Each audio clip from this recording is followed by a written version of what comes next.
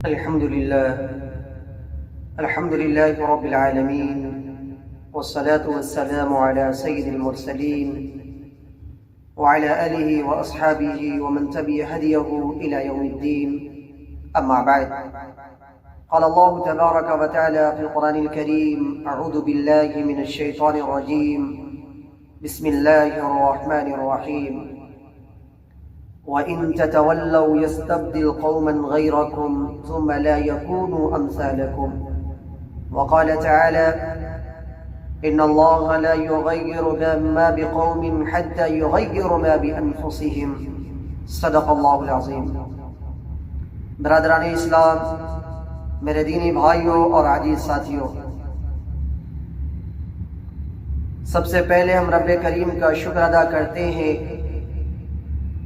کہ رب ذوالجلال نے ہمیں اور آپ کو، ہم سب کو ایمان اور اسلام جیسی عظیم نعمت سے مالا مال فرمایا، اور پھر خاتم النبیین جناب محمد الرسول اللہ صلی اللہ علیہ وسلم کی امت میں پیدا فرمایا. فتنوں کے اس دور میں ہمیں اپنے ایمان کا جائزہ لینی چاہیے. اس لیے جب بھی میں اپنی بات کو شروع کرتا ہوں تو سب سے پہلے سب سے بڑی اور عظیم نعمت کی یاد دہانی کرواتا ہوں کہ اللہ تبارک و تعالی نے ہمیں اور آپ کو جو عظیم نعمت عطا فرمائی ہے، ایمان. دعا کرے کہ اللہ رب العزت جو ایمان عطا کیا ہے ہمیں، وہ ایمان موت تک کے ہمارے ساتھ رہے، اور وہ ایمان جنت میں لے جانے کا سبب بن جائے. آج امت مسلمہ اس دنیا کے اندر بہت سارے مسائل سے دوچار ہے. امت کا ایک طبقہ وہ ہے جو مایوسی کا شکار ہو کر کے بیٹھ گیا ہے، اور امت کا ایک طبقہ وہ ہے جو مایوس تو نہیں ہے، البتہ خوف و ہراس کے اندر مبتلا ہے. وہ ڈرا ہوا ہے، سہما ہوا ہے. جبکہ مسلمان نہ تو کبھی مایوس ہوتا ہے، مسلمان نہ تو کبھی خوف و ہراس میں مبتلا ہوتا ہے. قرآن نے کہا کہ مایوسی یہ مسلمانوں کا شیوا نہیں ہے. لا ییأس من روح اللہ الا القوم الکافرون، کہ اللہ کی رحمت سے نا امید تو کافر ہوتا ہے، اللہ کی رحمت سے نا امید مومن نہیں ہوتا.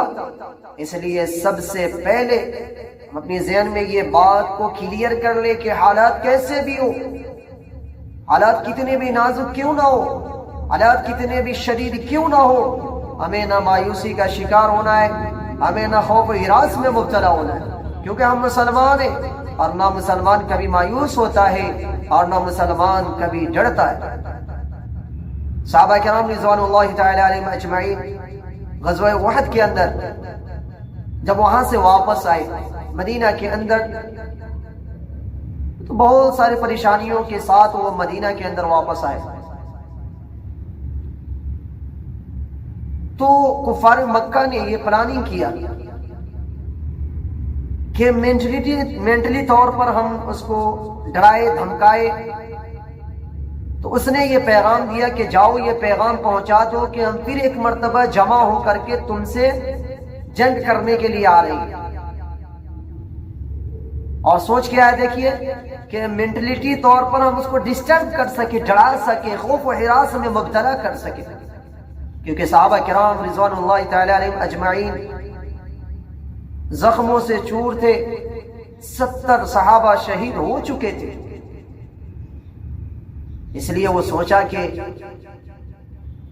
میں مینٹلیٹی طور پر ڈسٹرب کر دوں اسے. لیکن قرآن صحابہ کی کیفیت کو بیان کرتا ہے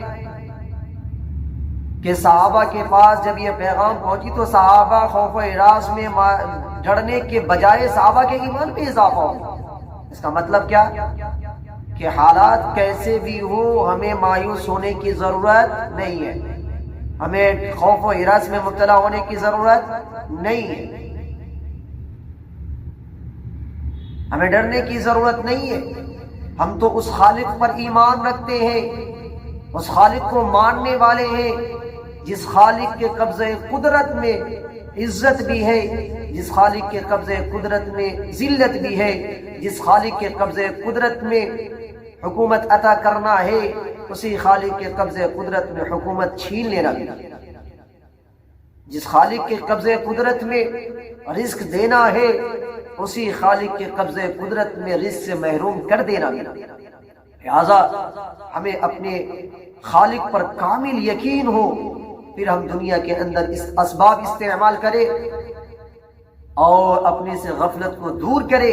ہمیں مایوس ہونے کی ضرورت نہیں ہے، ہمیں ڈرنے کی ضرورت نہیں ہے۔